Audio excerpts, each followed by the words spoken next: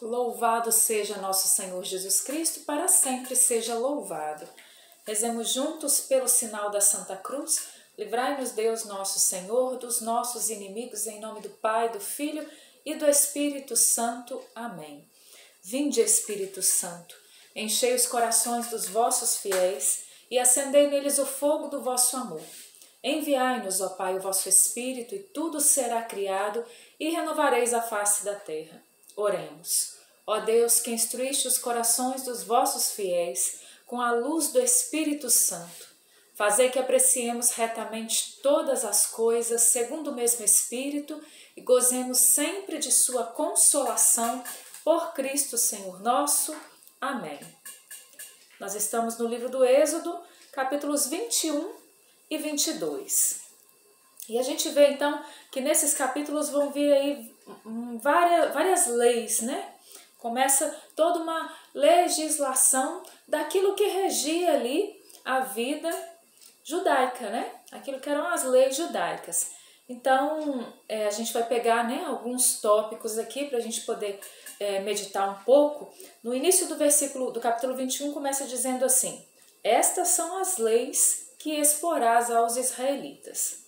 Quando comprares um escravo hebreu, ele servirá 6 anos e no 7º sairá livre sem pagar nada.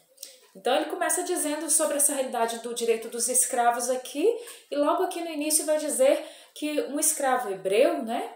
Se alguém comprasse ali um escravo hebreu, ou seja, do seu próprio povo, ele serviria durante 6 anos, mas no 7º ano, esse escravo, ele iria embora, ele seria livre, né? Ele não passaria a vida dele como escravo. Serviria 6 anos e no 7º sairia livre sem pagar nada. Vamos lá para o versículo 23, para a gente meditar um pouquinho sobre essa realidade. Lá no versículo 23 vai dizer assim: mas se houver outros danos, urge dar vida por vida, olho por olho, dente por dente, mão por mão, pé por pé, queimadura por queimadura, ferida por ferida, golpe por golpe. Vamos lá em Mateus, no Evangelho segundo São Mateus, no capítulo 5. Dá uma corridinha lá comigo. No Evangelho segundo São Mateus, no capítulo 5 de São Mateus, a gente vai lá no versículo 38.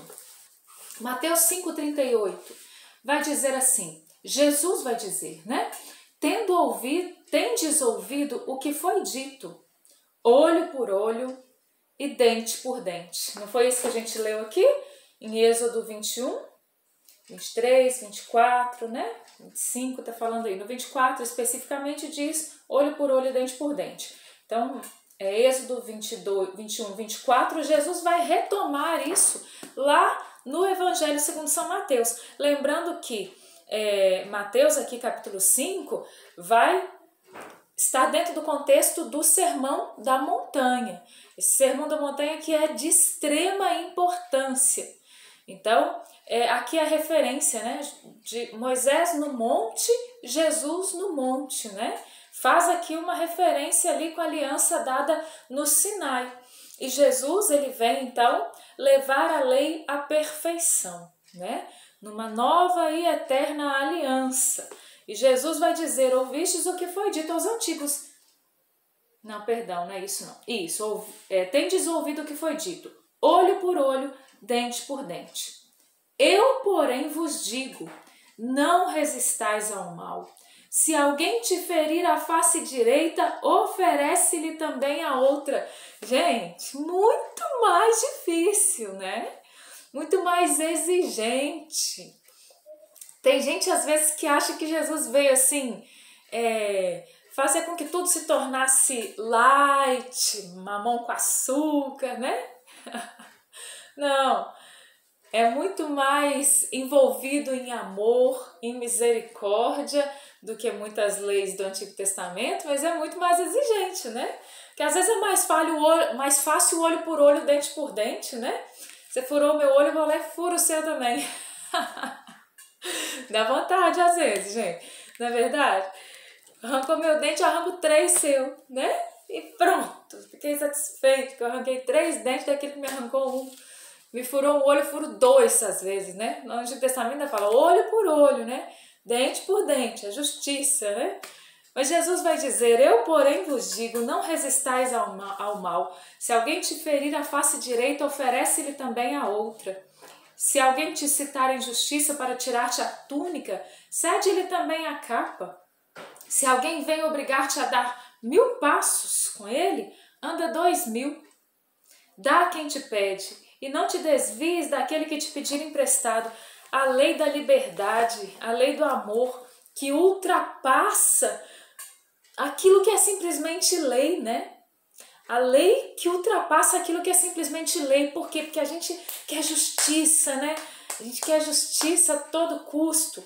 E eu escutei uma pregação uma vez do Padre Jonas que ele dizia isso. Muito boa, por sinal, todas as pregações dele, na minha opinião.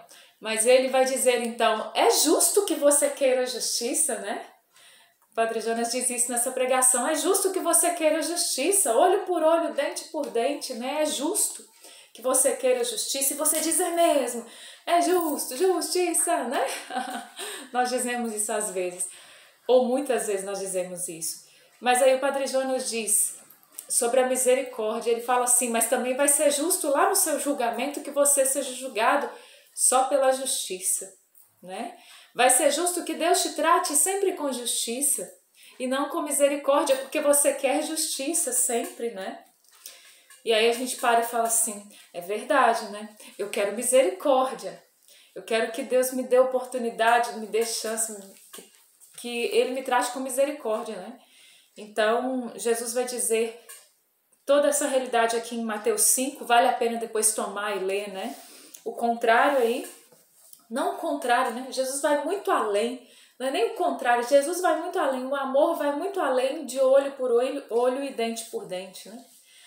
Lá no capítulo 22, então, vou pegar com vocês aqui a segunda parte do capítulo 22 para a gente ler junto, porque tudo aqui vai continuar falando dessas leis, né? Então, o início do versículo 22 vai falar das leis acerca da propriedade, e agora a gente vai aqui nas leis morais e religiosas.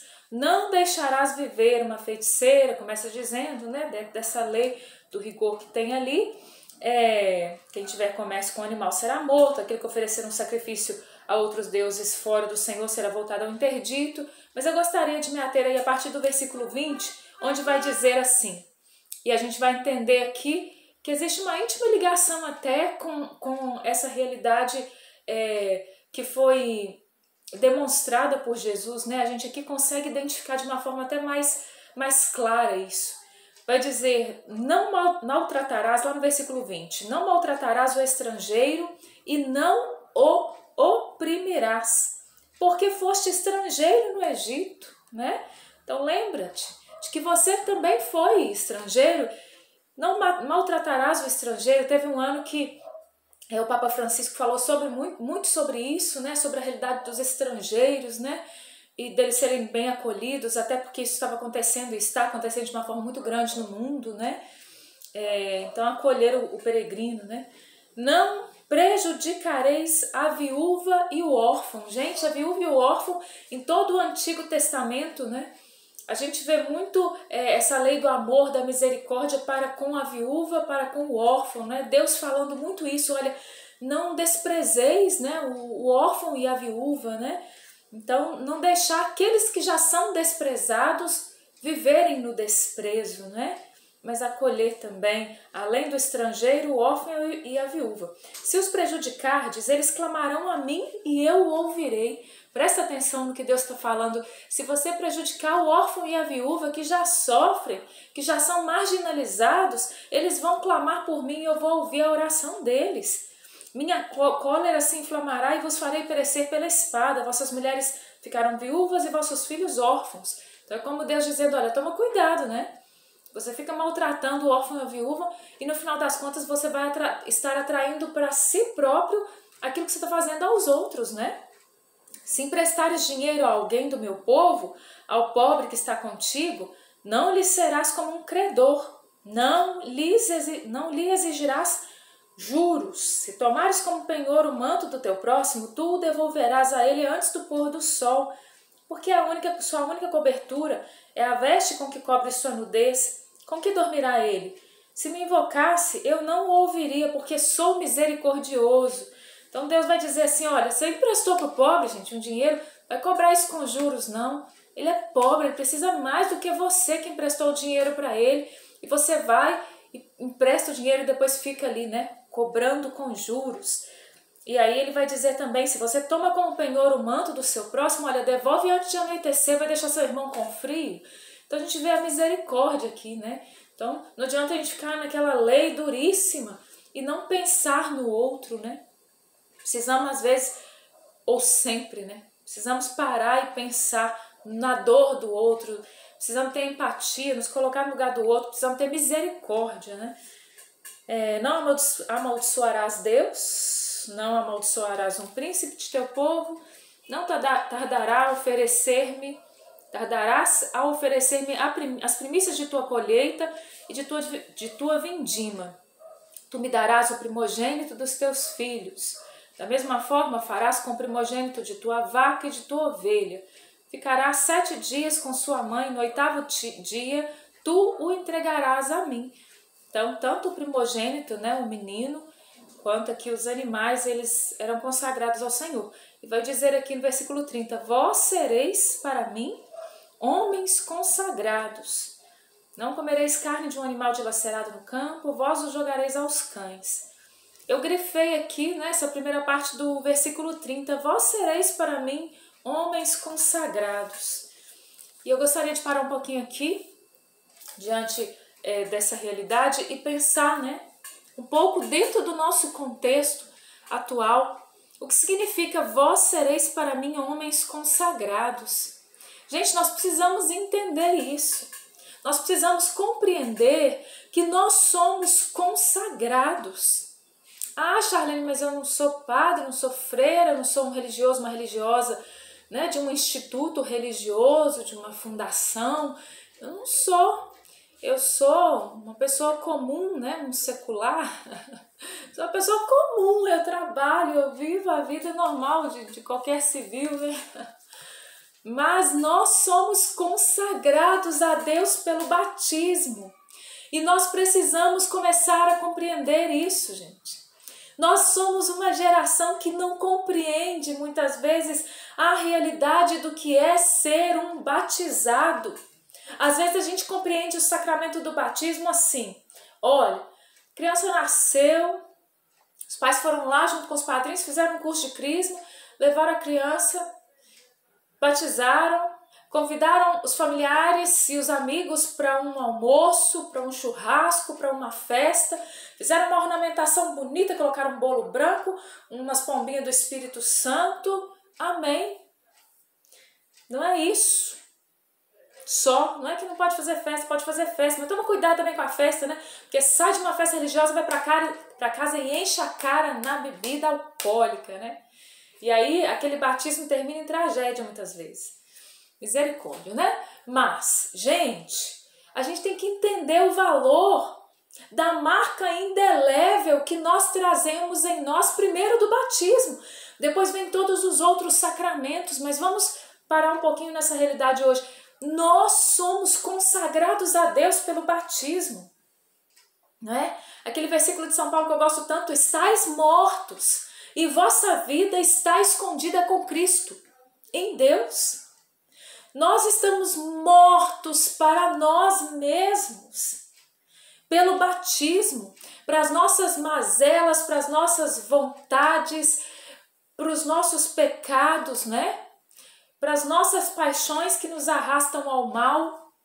Nós temos que compreender que o batismo nos fez sermos sepultados com Cristo. Fomos sepultados com Cristo no batismo. Ressurgimos com Ele para vivermos com Ele uma vida nova. Para um dia morarmos com Ele no céu. E se nós não compreendermos isso, nós precisamos entender que nós não iremos morar com Ele no céu.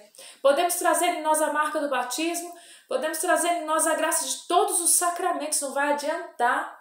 Porque nós precisamos compreender que nós somos consagrados ao Senhor. Ser consagrado, meus irmãos, é ser separado por Deus, entende? Olha, eu não faço mais parte da multidão. Eu não sou mais somente uma criatura qualquer que caminha do jeito que o mundo gosta. Eu não sou uma pessoa que age como todo mundo, que se veste como todo mundo, que fala como todo mundo, que pensa como todo mundo, que vê o que todo mundo vê, que escuta o que todo mundo escuta. Não! Eu sou alguém que foi separado por Deus pelo batismo. Eu sou consagrado ao Senhor. Você precisa dizer isso. Você precisa entender isso. Eu preciso entender isso. Nós somos consagrados por Deus. Mesmo que nós não façamos parte de um instituto religioso, nós somos consagrados. Nós somos separados. Nós precisamos viver nesse mundo como consagrados. Às vezes a gente fica esperando, né? Enquanto jovem, olha, será que Deus me chama a uma consagração de vida? Será que Deus vai me chamar para consagrar a minha vida a Ele, né? E aí a gente entende assim que talvez não sou chamado ali a um instituto de vida. Então eu não sou consagrado, sou consagrado, né? Posso não ser consagrado como ali os irmãos religiosos, religiosas, né? As freiras, né? Os que fazem parte de algum instituto religioso, mas eu sou consagrado pelo batismo. Gente, você que acorda todo dia, que vai trabalhar, que estuda, que cuida de casa, que cuida de filho, que vai ao supermercado, que lava roupa, que lava a louça, você que tem aí a sua função, né, na sua empresa, você não pode viver como o resto do mundo. Você não é chamado a viver como todo mundo vive. Você é consagrado e precisa estar diante de Deus como um consagrado. Nós precisamos passar o nosso dia inteiro com a consciência de que nós somos consagrados. Nós precisamos passar o nosso dia com o coração ao alto, né? Nós não rezamos isso na missa? Ah, não, é só para missa. Não, é só para missa, não. Para a nossa vida, corações ao alto, o que você responde lá na missa? O nosso coração está em Deus. Corações ao alto. Na hora que eu vou trabalhar, nosso coração está em Deus. Corações ao alto. Quando eu estou estudando, olha, o meu coração está em Deus. Corações ao alto. Na hora que você está nas refeições, o meu coração está em Deus. Né? Rezar para comer, rezar para ir trabalhar também, né? Rezar para estudar, não é? Rezar para acordar, rezar para dormir. Passar a vida ali com o coração ao alto, parar ao longo dos dias, do dia, né, para rezar. Né? E também quando você não está parado rezando, você está fazendo as suas coisas, mas o coração está no alto, coração ao alto, né? Precisamos estar rendidos na presença de Deus, passar o nosso dia assim, meditar na lei de Deus no nosso coração. Gente, nós precisamos viver assim. Sabe, nós precisamos conhecer a Bíblia, nós precisamos estudar as Sagradas Escrituras. Quando a gente está andando sozinho pela rua, a gente vai pensando ali nos versículos bíblicos. Ai, Charlene, isso não existe. Gente, começa a ler a Bíblia todo dia que você vai ver. Existe! Não só existe, não só é possível, como a gente vai treinando, até mesmo o cérebro da gente vai sendo treinado para isso. Quando a gente é desafiado com alguma coisa, vem logo um versículo bíblico em nosso auxílio, não é?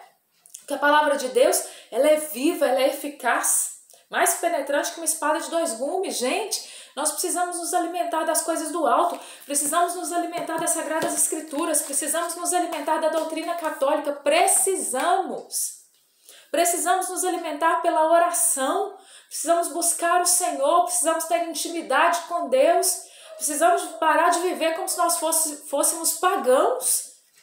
Precisamos parar de viver como se nós não acreditássemos em Deus e como se acreditar em Deus fosse só uma coisa para viver de aparência. A igreja não aguenta mais isso, gente. Pessoas que vivem de aparência, pelo amor de Deus.